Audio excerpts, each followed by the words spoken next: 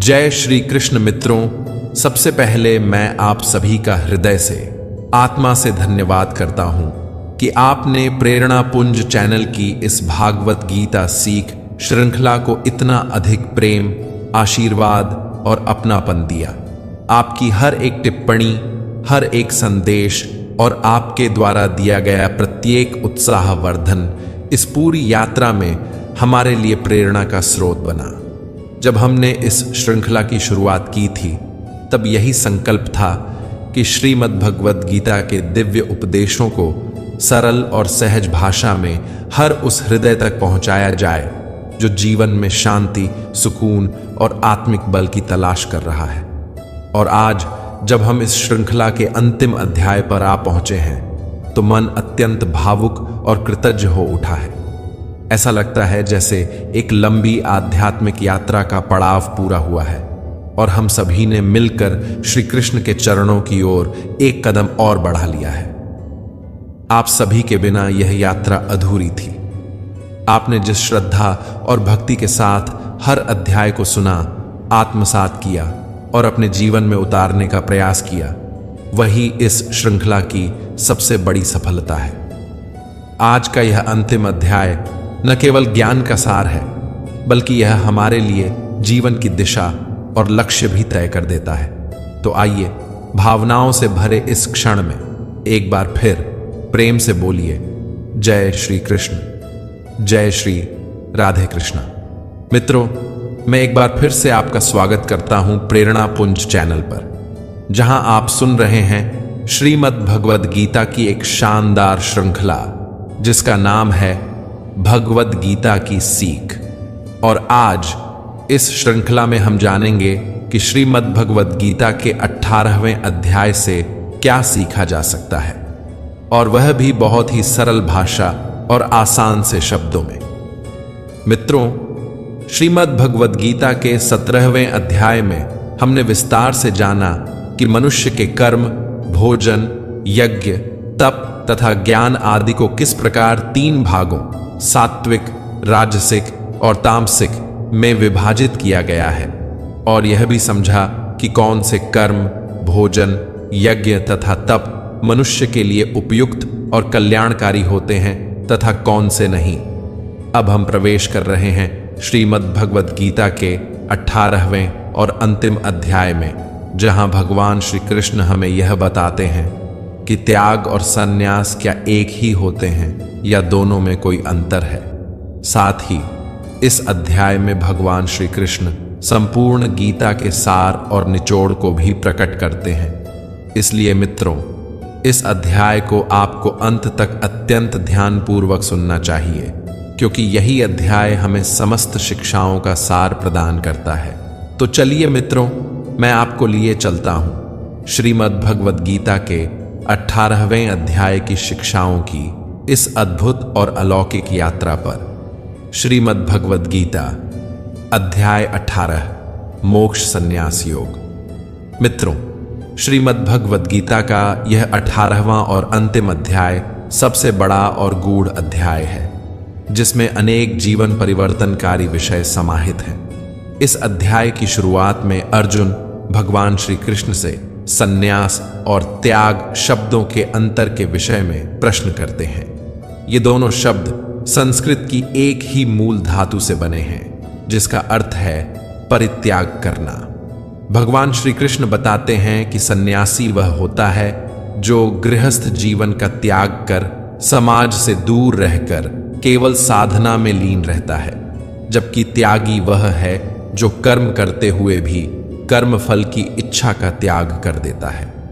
भगवान श्री कृष्ण इस प्रकार के कर्म फल त्याग को श्रेष्ठ मानते हैं और स्पष्ट कहते हैं कि यज्ञ, दान, तप और कर्तव्य पालन जैसे कार्यों का कभी भी त्याग नहीं करना चाहिए, क्योंकि ये कार्य ज्ञानी को अंतरात्मा की शुद्धि प्रदान करते हैं। इन कार्यों का संपादन केवल कर्तव्य भाव से करना चाहिए, न कि फल की आसक्ति से। वे यह भी प्रकट करते हैं कि सभी प्रकार की धार्मिकताओं का त्याग कर केवल भगवान की भक्ति में मन, बुद्धि और आत्मा को समर्पित कर देना, तथा पूर्ण शरणागत हो जाना ही परम और गुह्यतम ज्ञान है। यदि इस अध्याय को 2 भागों में देखें तो प्रथम भाग में भगवान श्री कृष्ण अर्जुन के अनेक महत्वपूर्ण प्रश्नों का उत्तर देते हैं, जैसे कर्म, ज्ञान, त्याग, संन्यास, कर्तव्य, गुण और स्वधर्म के विषय। द्वितीय भाग में वे बताते हैं कि श्रीमद् भगवद गीता का पठन, चिंतन, अध्ययन तथा दूसरों को इसका ज्ञान देने से मनुष्य को क्या क्या दिव्य लाभ प्राप्त होते हैं। श्री कृष्ण आहार, तप, ज्ञान, दान और श्रद्धा के विभिन्न वर्गीकरण का भी विस्तार से वर्णन करते हैं।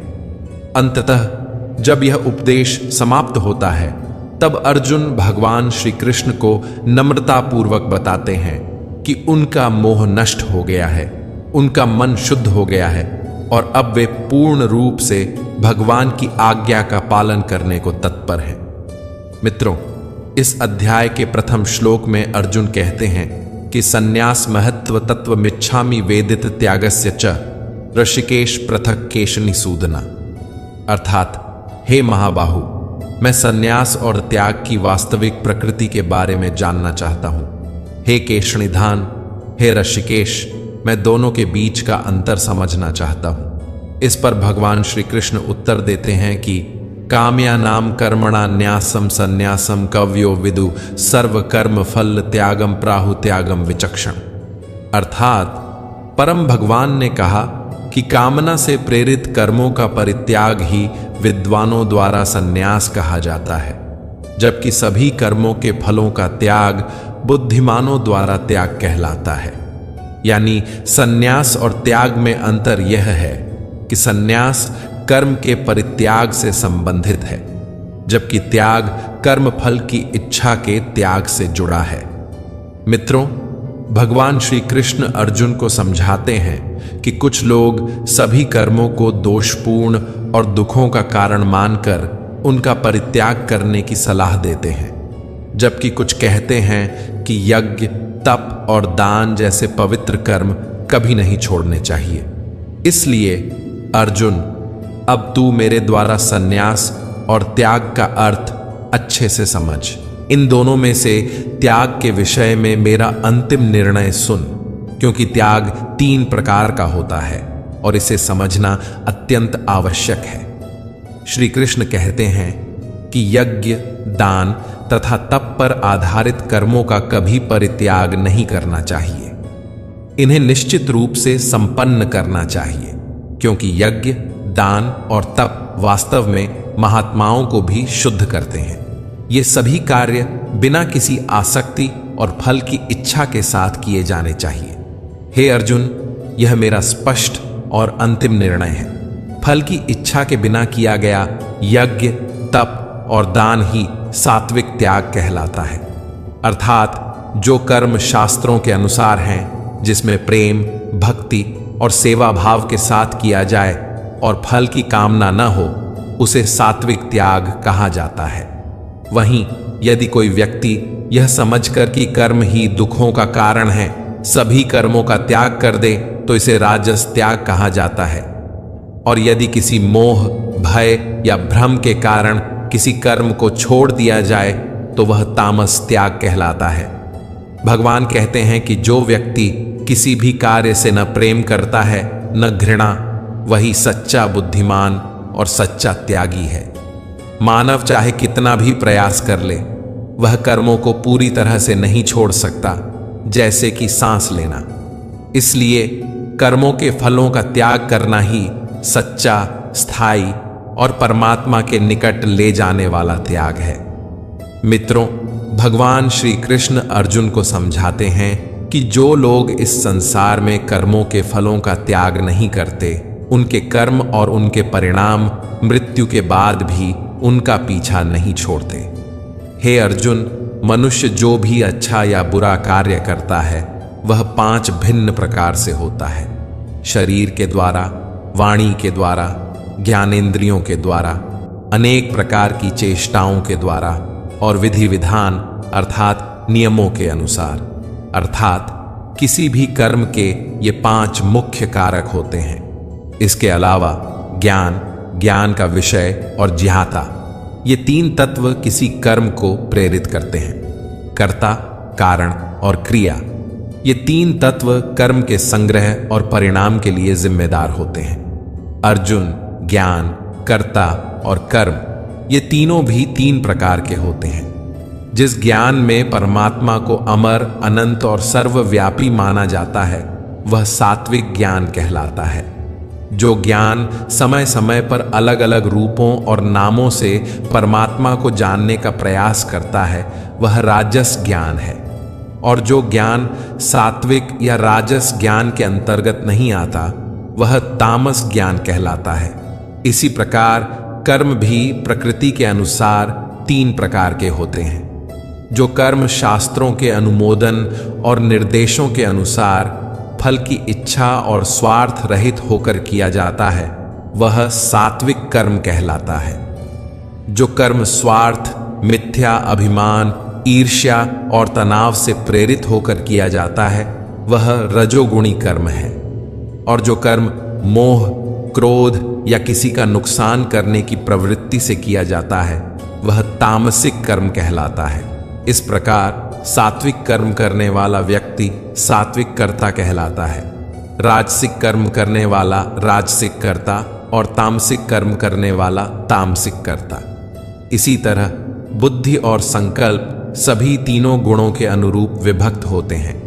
हे अर्जुन, सात्विक, राजसिक और तामसिक कर्म करने वालों की बुद्धि और संकल्प भी क्रमशः सात्विक, राजसिक और तामसिक होते हैं। हे अर्जुन, सुख भी तीन प्रकार के होते हैं। बिना किसी कर्म फल की इच्छा के केवल परम ब्रह्म में ध्यान लगाकर मिलने वाला सुख सात्विक सुख कहलाता है। यह प्रारंभ में विष के समान लगता है, लेकिन अंत में इसका स्वाद अमृत के समान हो जाता है। यह सात्विक सुख शुद्ध बुद्धि और आत्मा की संतुलित प्रकृति से उत्पन्न होता है। बल, बुद्धि, शक्ति, राज्य आदि की प्राप्ति से उत्पन्न सुख राजसिक सुख है। यह सुख प्रारंभ में अमृत के समान प्रतीत होता है, किंतु अंततः विष के समान परिणाम लाता है।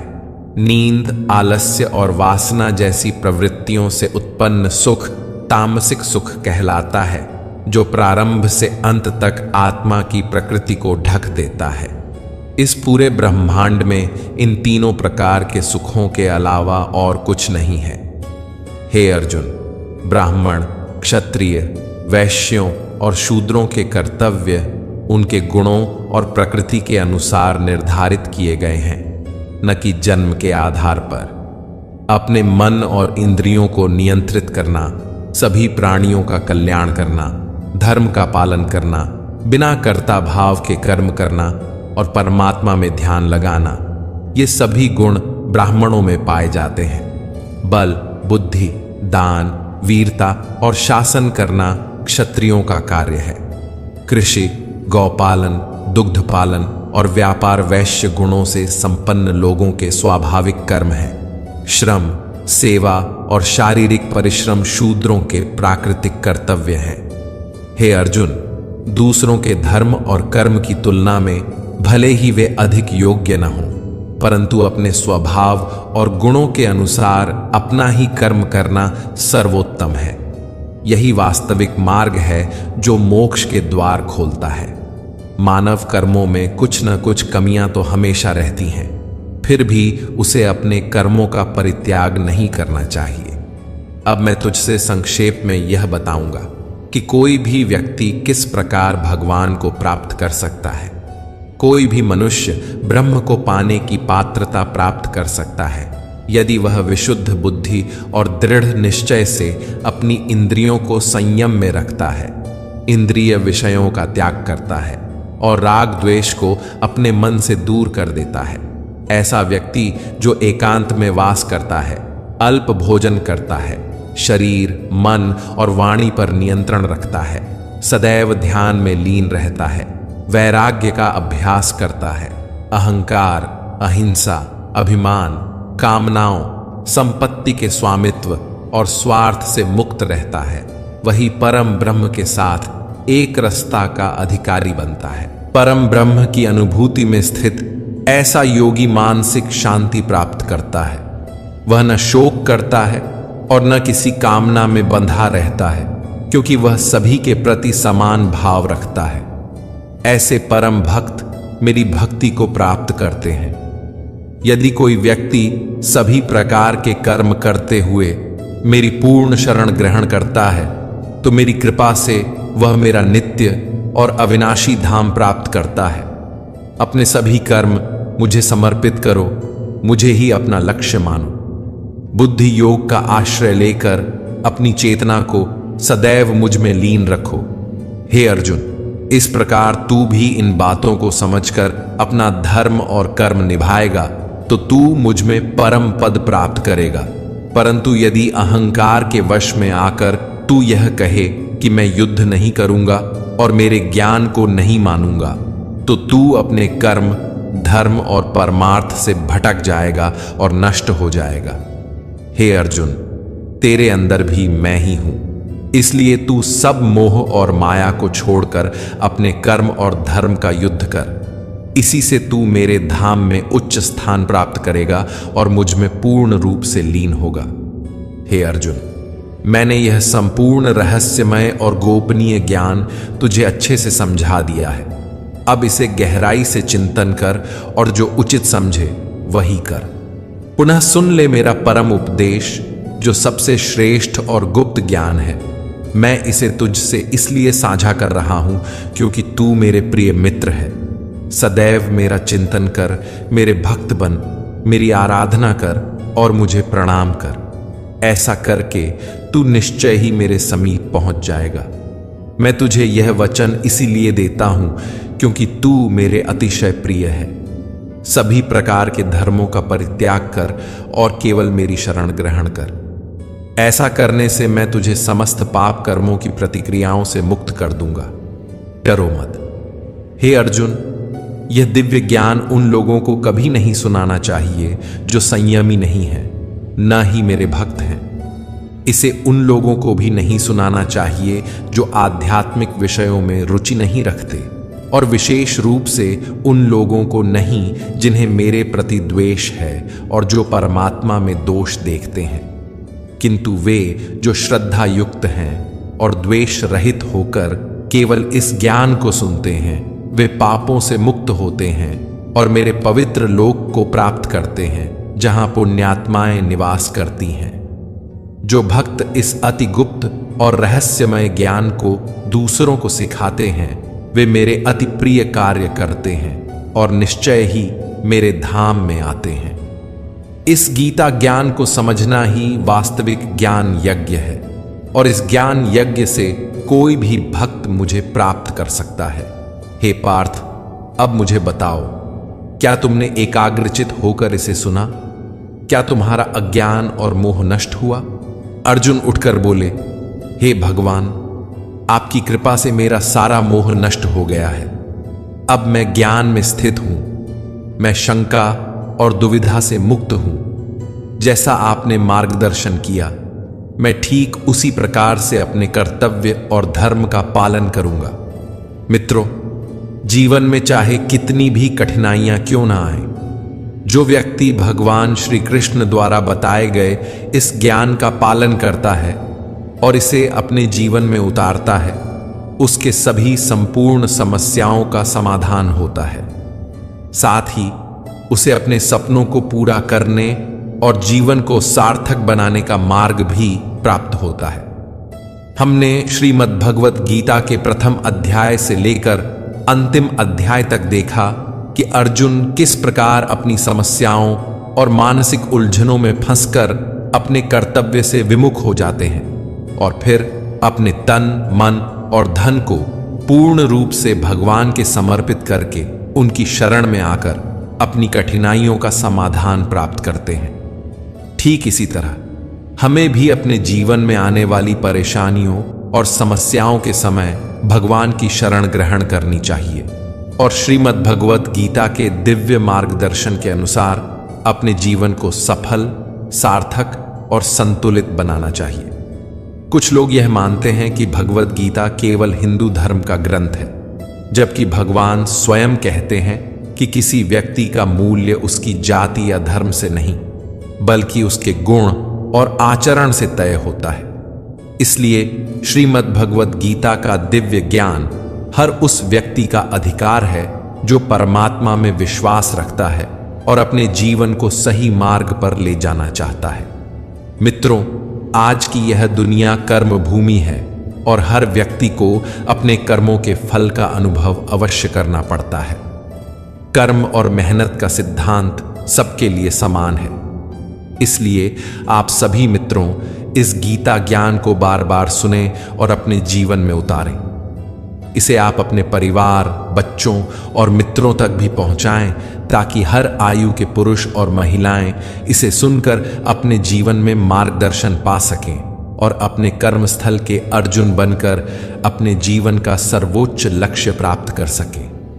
मित्रों, आशा है कि आपको श्रीमद् भगवत गीता के 18वें अध्याय की यह सरल और सुगम व्याख्या अवश्य पसंद आई होगी।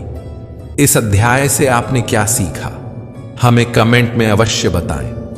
यदि इस वीडियो में मुझसे कोई भी त्रुटि या कमी रह गई हो तो मैं आप सभी से क्षमा प्रार्थी हूं।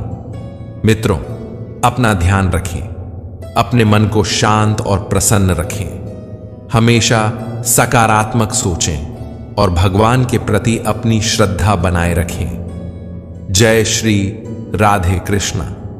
राधे राधे।